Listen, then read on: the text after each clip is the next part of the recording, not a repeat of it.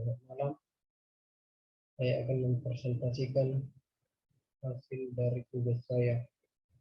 Nama saya Juli Valentino Suarangkir, IPM 21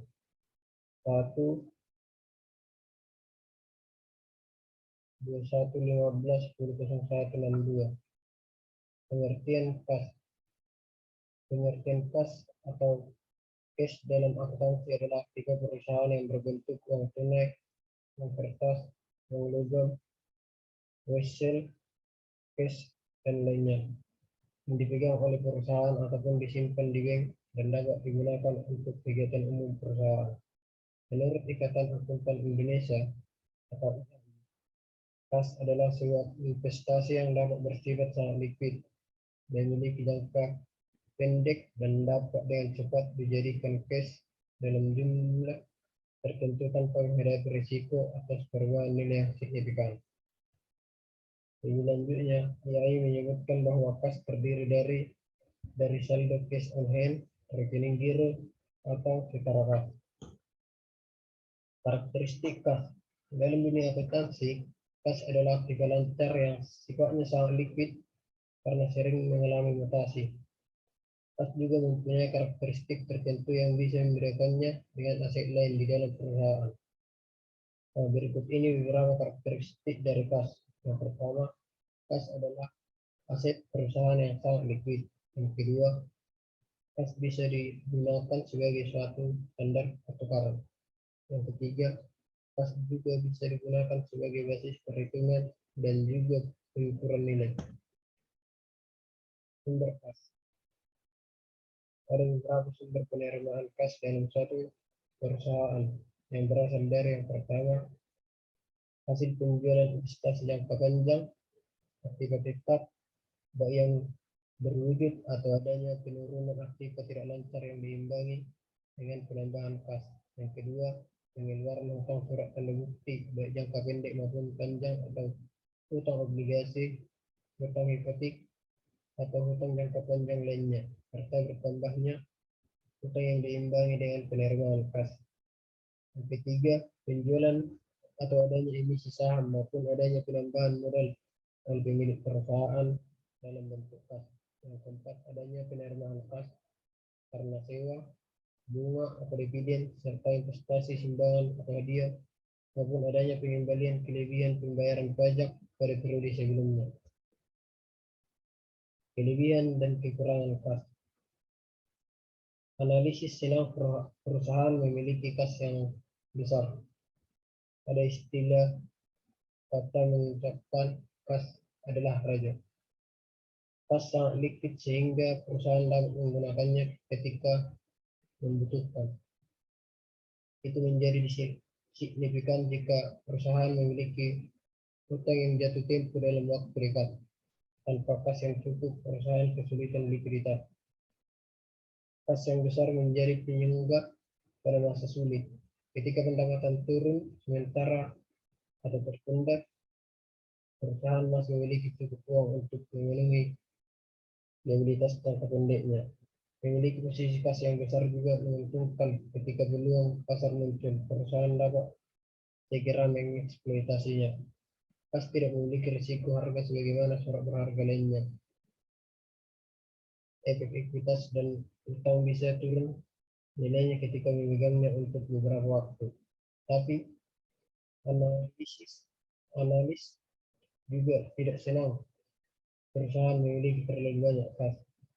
Memegang kas memiliki biaya peluang. Perusahaan tidak dapat menghasilkan lebih banyak uang dengan hanya memegang uang kertas di tangan. Perusahaan seharusnya dapat menginvestasikannya di berbagai kelas aset seperti ekuitas, surat utang, atau real estate.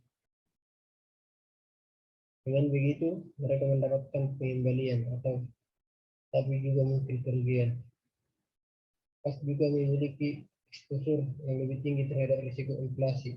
Jika inflasi melambung, uang yang perusahaan pegang sekarang kurang bernilai daripada sebelumnya. Dengan nominal uang yang sama, mereka hanya dapat membeli lebih sedikit barang daripada sebelumnya. Untuk mengkompensasi penurunan daya beli, perusahaan dapat mendapatkannya ke instrumen yang aman seperti obligasi pemerintah. Defisit kas. Istilah defisit yang digunakan bila mana pengeluaran lebih besar ketimbang pemasukan. Rumus untuk menghitung surplus dan defisit kas sebagai berikut, di mana mencari rumus surplus yaitu total pemasukan dikurang pengeluaran, yang dimana hasilnya selalu positif. Semakin besar nilainya maka makin tinggi kas yang ini sedang dianggarkan. Dan pencarian defisit kas, di mana total pemasukan dikurang pengeluaran, yang hasilnya selalu negatif. Semakin tinggi minusnya, maka makin tidak sehat kondisi kas yang dimiliki. Di mana sebagai contoh dapat kita lihat pada slide ini. Dan cara mendapatkan hasilnya. Di mana contohnya, Tuan Rudi memiliki total pendapatan dalam 1 bulan besar 50 juta rupiah. Dalam bulan tersebut ia telah membayar biaya listrik sebesar 11 juta, biaya sewa rumah 5 juta, dan tagihan angsuran sepeda motor sebesar 5 juta yang belum dibayarkan bulan ini. Di mana cara mendapatkannya? 50 juta dikurang pengeluaran dari Tuan Rudi. 20 juta dikurang 21 juta sama dengan 29 juta. Itulah surplus kas. Dan di mana jika total pendapatan Tuan Rudi hanya mencapai 20 juta saja per bulan, maka total pemasukannya yaitu 20 juta dikurang pengeluarannya, yaitu minus 1 juta. Itulah defisit kas. Maka dalam bulan tersebut Tuan Rudi mengalami defisit kas. Ia harus segera mencari tambahan pemasukan untuk membayar tagihan yang belum terbayarkan pada bulan bersangkutan. Dalam mengatasi defisit ini, bisa merinci dahulu beban apa saja yang menjadi anggurannya dan tanggungannya. Faktor-faktor yang mempengaruhi kas, yang dimana faktor penyebab pertambahannya kas yaitu terdiri dari investasi yang dikeluarkan pemilik saham, atau yang berasal dari perusahaan, piutang, penyusutan, penjualan kas, penjualan aktif tetap. Dan di mana penyebab berkurangnya kas terdiri dari buyback saham, pemenuhan kewajiban seperti utang dan bunga, pembiayaan dividen, kegiatan operasional, pembelian aktif tetap, pembayaran hutang perdagangan. Jenis-jenis kas. Yang pertama peti cash, yang kedua kas di bank, yang ketiga pelaporan kas, yang keempat cash equivalent atau setara kas, yang kelima restricted cash atau kas terbatas, yang keenam bank overdraft. Selanjutnya pengendalian kas. Pengendalian kas atau cash control adalah kegiatan atau proses untuk mengendalikan uang tunai yang dimiliki perusahaan agar yang terlalu kecil sehingga membahayakan likuiditas atau terlalu besar sehingga menurunkan kemampuan dagangnya. Selanjutnya contoh soal dari kas. Dari contoh soal ini dapat kita lihat transaksi-transaksi yang dilakukan pada bulan Oktober, yang dimana pada tanggal 1 Oktober perusahaan Garuda menyediakan dana kas kecil 500.000 rupiah. Kemudian pada tanggal 4 Oktober membeli perlengkapan berupa perangko sebesar 105.000 rupiah. Tanggal 5 membayar uang parkir mobil direktur 25.000 rupiah. Tanggal 6 membayar tagihan telepon sebesar 53.500 dan token listrik kantor sebesar 50.000. Dan pada tanggal 7 membeli bahan baku perusahaan yang kekurangan sebesar 145.000. Dan pada tanggal 8 membayar tenaga kerja harian sebesar 85.000.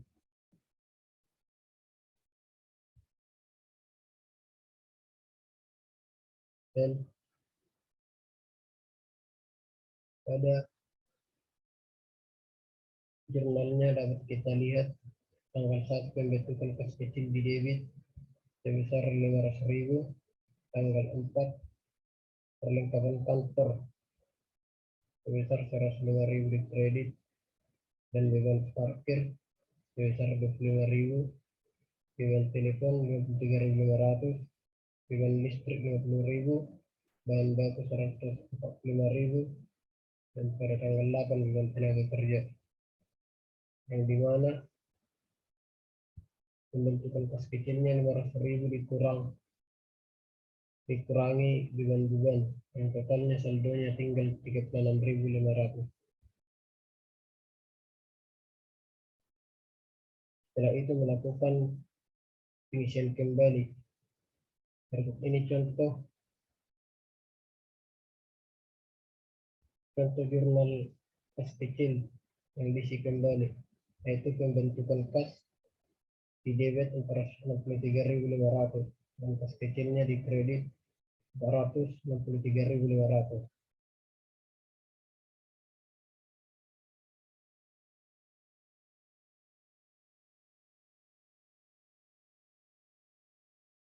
Dan berikut ini jawaban contoh buku kas kecil dengan menggunakan metode berubah-ubah, yang dimana pencatatan jurnal kas kecil pada kas sebesar 500.000 di debit, pada kas 500.000 di kredit.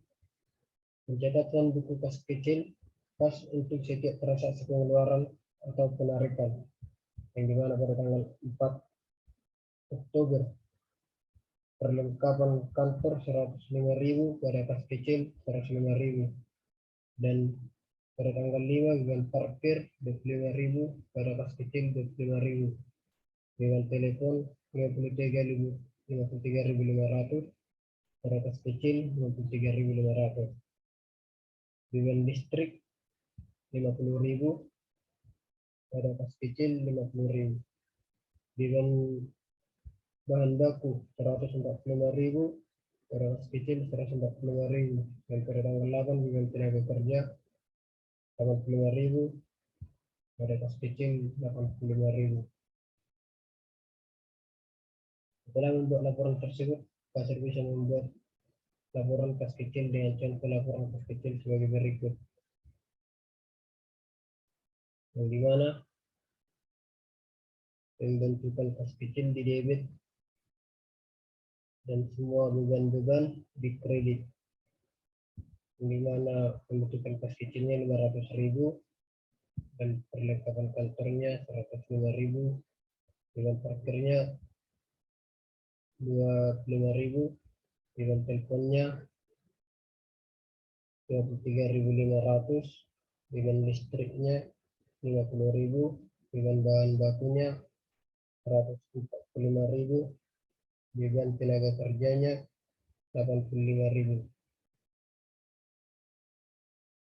Untuk mendapatkan saldonya 500.000 dikurang beban-beban, maka tinggal total saldonya sebesar 36.500.